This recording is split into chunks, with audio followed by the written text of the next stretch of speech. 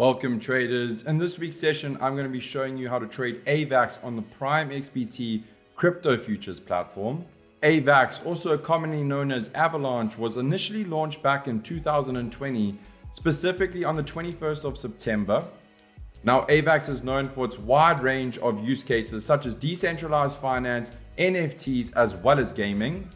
Now, today we see traders loving to speculate on the price of AVAX as it sits as the 11th highest market cap cryptocurrency in the world with a total market cap of over $21 billion.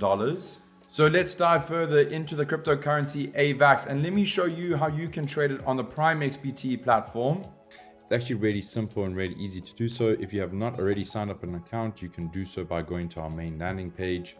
Once you have obviously verified your account details and sent through the necessary stuff, your dashboard will look something like this, right? This is pretty much how I've got my account set up now.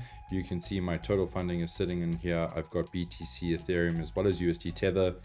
There are various options in which you can obviously choose to make your necessary deposits. So if you have a look over here at where it says deposit, you would need to obviously select that. You can then choose to either make a deposit via fiat or via cryptocurrency, right? So once the funding comes into your account, it'll look something like this, and then you'll need to make the necessary transfer out of this account and into your actual crypto futures platform, right? Today, I'm going to be showing you how to trade AVAX on our crypto futures platform. So it's different to the CFD trading platform, and that is where it's going to be quite key for you to understand the difference between the two. So if you have a look over here on where it says USD Tether, you'll need to select how much funding you would like to trade in that account. So for example, let's say you want to move over around $100 or whatever it may be. You would then need to obviously type that in.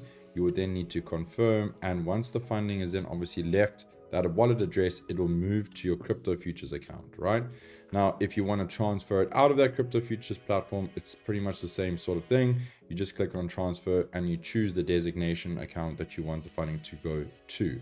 So over here, if you have a look next to the PrimeXBT banner, you've got CFD trading, crypto futures, copy trading, rewards, contests, etc. So if you have a look at the crypto futures side of things, I will then be able to go into the section over here. You can go pretty much choose the cryptocurrency you're looking for. So today we're looking to trade AVAX. You then type in the ticker name, it'll look something like this, okay? And then pretty much this is a summary of both the TradingView integration that we have on the platform, which is really, really cool. I love the feature. It pretty much shows you exactly the live traded executions that you make on the actual TradingView chart, which I think is really cool. And then over here, you've obviously got your depth of market, which is your order book. And then you've got the various market limit and stop order functions, right? So I'm going to show you a couple of ways to do it. So let's say, for example, you would like to enter into a market position on AVAX right now. Let's say you want to buy 100 AVAX and you would like your margin type to not be on cross. You would then need to go and choose, right? Because remember, your cross margin type is obviously going to be fixed margin. And if you change it to isolated, it's going to allow you to change the margin down, right? So let's say, for example, you want to choose, say, 5 times or 5x, then it'll tell you here, margin type has been changed. And then if you have a look over here now, you can choose to either buy or sell. So let's say, for example, I wanted to place a buy order and then go confirm. It will then show me something like this. And a really cool function that I like is that if you click on it, right, so you don't have to necessarily click on the function, you just hover over it, you can pretty much see you have two functions here, namely add take profit as well as add stop loss. So let's say, for example, I'd like to make my take profit at around $60. It'll look something like that. I then go confirm and I go set. And let's say, for example, I would like to keep my stop loss below this low over here. I then go confirm and I click set, right? It's as simple as that. Now, if price trades higher into this area over here, I will then obviously hit my take profit level and I'm out of the position, and we will close you out of that position automatically. However, if price trades against you and you get taken out for stop loss, then you'll obviously get stopped out down here. And you can see that pretty much it gives you a summary of how much you're going to make and how much you're going to lose. So let's say, for example, I don't want to necessarily be in this position. Then you can pretty much go over here and click close position. You're out of the position. We will then notify you here on the notifications tab that the position is no longer running.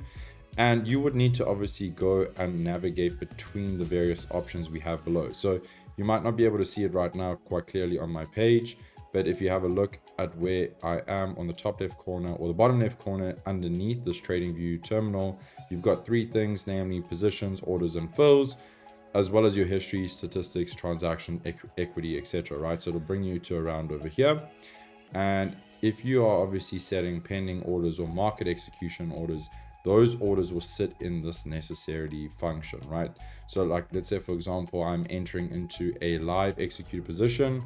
So let's say I go market execute and I go buy.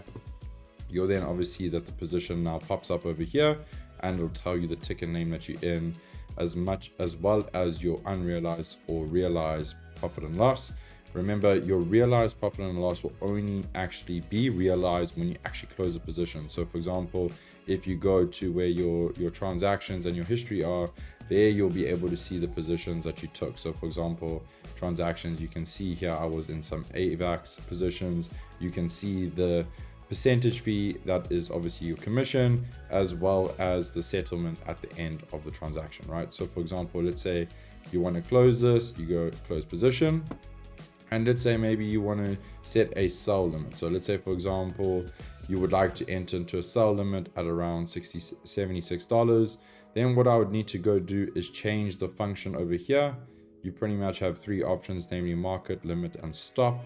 Stop order will necessarily mean that when price starts to move higher than where you are currently, then you can get tagged in an entry like that. However, let's say, for example, you want to set a limit entry that will sit something like this. Then you would need to choose over here, limit. And because price is below that area right now, you actually have the option to set a sell limit. So how you would need to go do that is change the side. So under margin type, you've got two options, namely buy and sell. I would then choose sell. I would then select the amount of AVAX I would like to sell at that level. And let's say, for example, I'd want to sell at around 80. Then I manually go and change this price over here. And I go place sell order. Remember that this is not an actual market executed order right now. It's just a pending order. So when price eventually trades back higher into the zone over here, you will then get tagged in your entry, right? That's when you can go and modify your stop loss as well as your take profit. So that's pretty much a quick and easy sort of tutorial as to how you can trade AVAX on our crypto futures platform. So I hope you guys enjoyed this week's session and I'll catch you in the next one.